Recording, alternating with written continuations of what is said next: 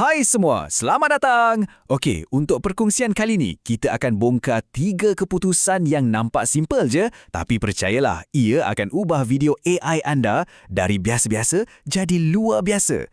Tak payah pening kepala dengan tetapan yang complicated. Jom kita fokus pada apa yang betul-betul bagi impact. Anda mesti pernah rasa kan, dah bagi arahan, prompt dah okey. Tapi video yang keluar macam tak ada feel. Persoalan besarnya ialah macam mana kita nak tukar prompt yang ringkas tu jadi satu shot yang sinematik yang memukau. Itulah yang kita akan rungkai hari ini. Okey, jom kita mulakan. Rahsianya bukanlah pada prompt yang berjela-jela, tapi pada penguasaan 3 kawalan asas ni. Cuba bayangkan, anda ni juruterbang, bukan lagi penumpang. 3 tuil kawalan ni akan letakkan anda di kerusi pengarah, bagi anda kuasa penuh untuk tentukan hasilnya. Perkara pertama sekali, yang paling asas, tempoh video. Ini bukan sekadar pilih nombor tau, tapi satu langkah strategik yang akan tentukan cara kerja anda dari awal sampai habis. Jadi, berapa lama tu? Nah, nombor saktinya ialah antara 5 hingga 10 saat. Ya, pendek je. Tempoh macam ni memang sweet spot untuk anda buat macam-macam eksperimen dengan cepat, tanpa buang masa atau sumber. Kenapa pendek sangat? Fikir macam ni, ini adalah makmar kreatif pribadi anda. Dalam masa yang singkat, anda boleh cuba pelbagai gaya, transisi dan komposisi.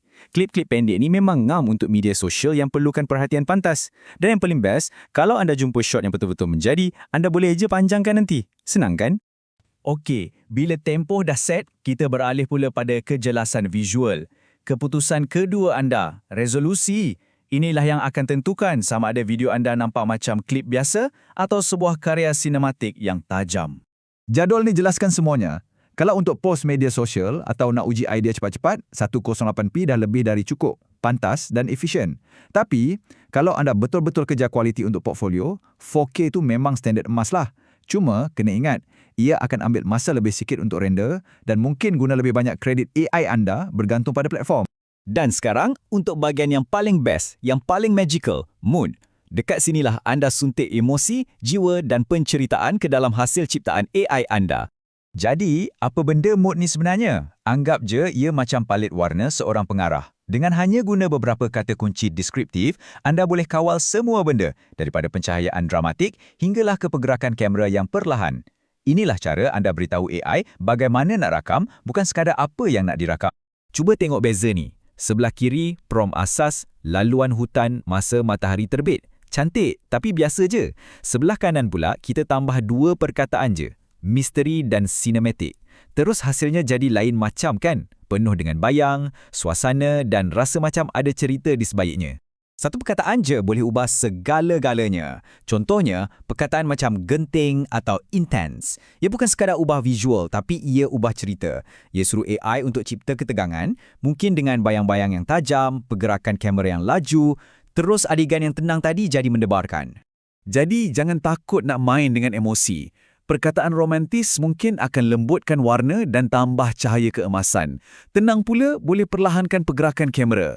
Nak tahu pro tip? Ambil satu prompt tapi jana dalam 5 mood yang berbeza. Anda akan terkejut tengok macam mana satu adegan yang sama boleh hasilkan 5 cerita berbeza. Kuncinya eksperimen. Okey, jom kita gabungkan semua ni. Ingat 3 kawalan ni sebagai toolkit kreatif baru anda untuk mengarah AI. Jadi, inilah cara kerja baru anda dalam 3 langkah mudah. Pertama, mulakan dengan tempoh 5-10 saat. Kedua, pilih kualiti visual dengan resolusi yang betul. Dan ketiga, yang paling penting, cipta suasana dengan mood yang sempurna. Tempoh, kejelasan dan suasana. Itu je. Ini bukan sekadar proses, tapi satu perubahan cara berfikir.